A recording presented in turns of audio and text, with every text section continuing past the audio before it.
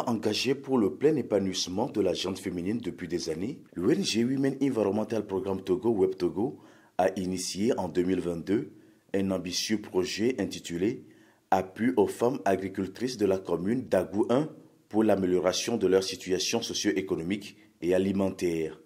Financé par l'Organisation internationale de la francophonie OIF, à travers la francophonie avec elle, le projet est lancé en janvier 2023 à la ferme agroécologique de l'ONG à Agou Nord pour 18 mois de mise en œuvre afin de trouver des solutions idoines aux difficultés qu'éprouvaient les femmes agricultrices d'Agou Tatoé au sud-ouest du Togo en termes d'autonomisation économique notamment. Ces femmes agricultrices font face aux effets néfastes des changements climatiques dont elles sont vulnérables.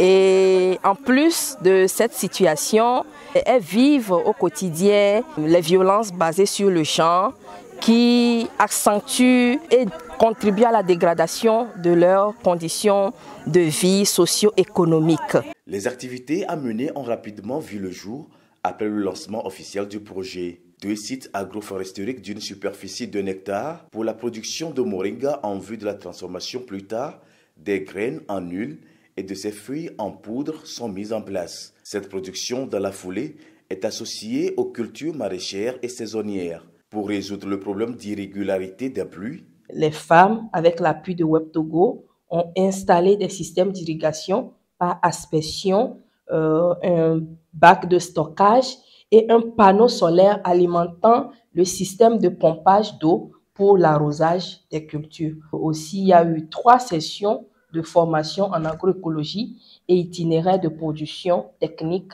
de moringa. Aussi, ces femmes désormais organisées en coopérative, suite à une assemblée générale constitutive, ont suivi d'autres formations en gestion de coopérative, marketing, gestion entrepreneuriale et recherche de marché, transformation des feuilles et des graines de moringa.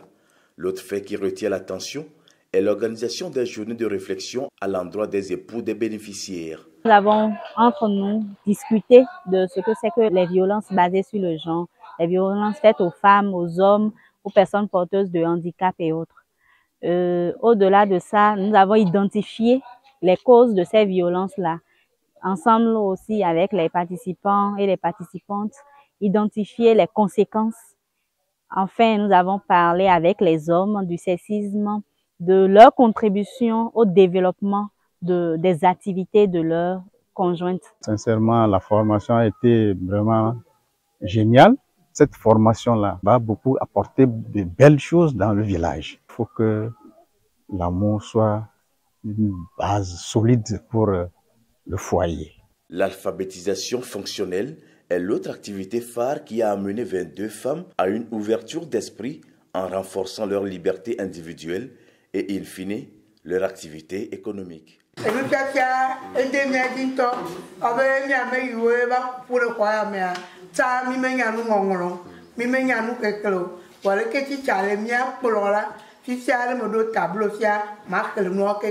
Nicole va à l'école.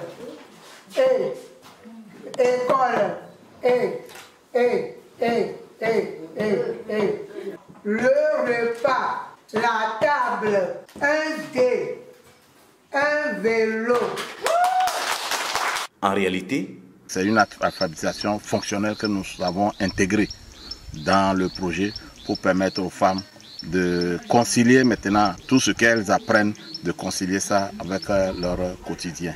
La réussite de ces élèves à l'examen organisé à leur endroit par la direction préfectorale de l'action sociale à Agou est l'un des résultats positifs de ce projet. D'ailleurs, des attestations de réussite leur sont ici remises. Je suis contente de prendre cette attestation. Grâce à cet apprentissage, je sais lire maintenant, écrire et compter. Ça m'a intéressé beaucoup. Ces femmes qui lisent couramment, ces femmes qui arrivent à s'affirmer, ces femmes qui arrivent à faire un meilleur suivi de l'éducation de leurs enfants, c'est quelque chose qui nous a tellement émerveillés. Il y a certaines femmes qui arrivent à mieux faire la comptabilité de leur activité génératrice de revenus. Parallèlement, l'agroforesterie donne ses premiers fruits. On vend depuis des mois des produits maraîchers. les femmes ont commencé par faire les récoltes. Elles commencent par vendre les légumes ici. Si vous venez, vous allez trouver des légumes à Démé et Gboma pour acheter. Et voilà, elles sont toutes contentes. Plus intéressant en termes de résultats obtenus, la promesse de la transformation des graines de moringa en huile et des feuilles en poudre qui semblaient être de l'utopie au départ est entrée dans le concret avec des machines dédiées qui ont pris place dans l'unité de transformation construite. Formées de bout en bout, ces femmes ont commencé la transformation du moringa, ce qui leur a permis de passer désormais à la commercialisation des produits dérivés, conditionnés dans les règles de l'art. Grâce à ce projet, les femmes ont accru la production agroforesterie de moringa jusqu'à 0,4 tonnes de graines produites et 4,2 tonnes de feuilles. Et disons que l'autonomisation économique de ces femmes bénéficiaires passe par leur capacité de résilience face aux effets néfastes des changements climatiques.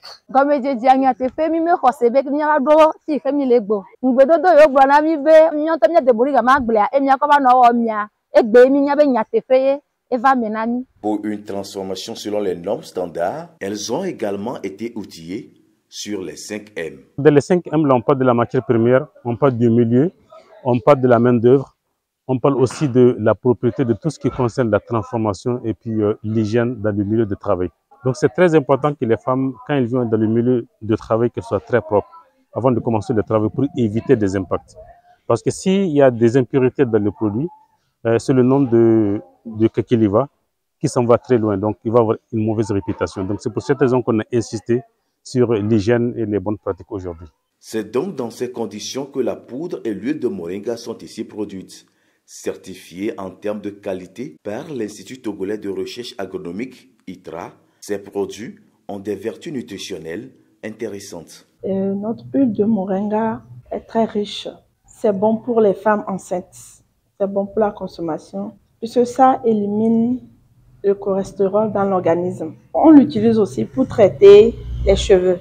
Notre poudre de moringa est très efficace pour les femmes qui allaitent. L'autonomisation économique tant recherchée est désormais au rendez-vous et les bénéficiaires sont les premières à s'en réjouir.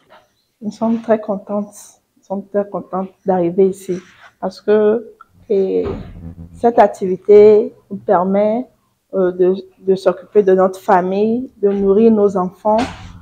Nous arrivons à payer les écolages, à payer leurs fournitures et nous vivons dans une harmonie très bien à la maison maintenant. Nos maris sont fiers de nous.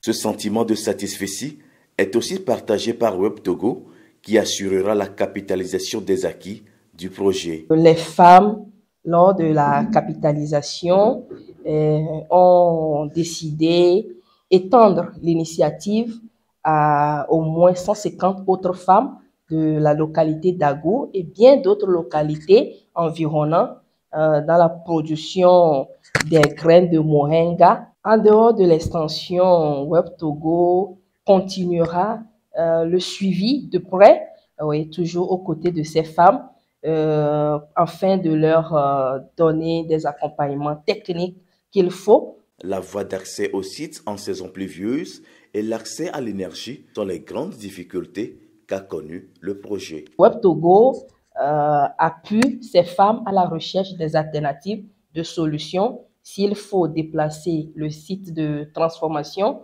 à un autre endroit où l'accès à l'énergie est plus propice. Voilà, ce sont des alternatives de solutions en cours. Du reste, on est reconnaissant envers les partenaires techniques et financiers qui ont contribué à la mise en œuvre du projet. Nous tenons sincèrement à remercier Web Togo. Nous remercions aussi la francophonie pour l'aide qu'ils nous apportent.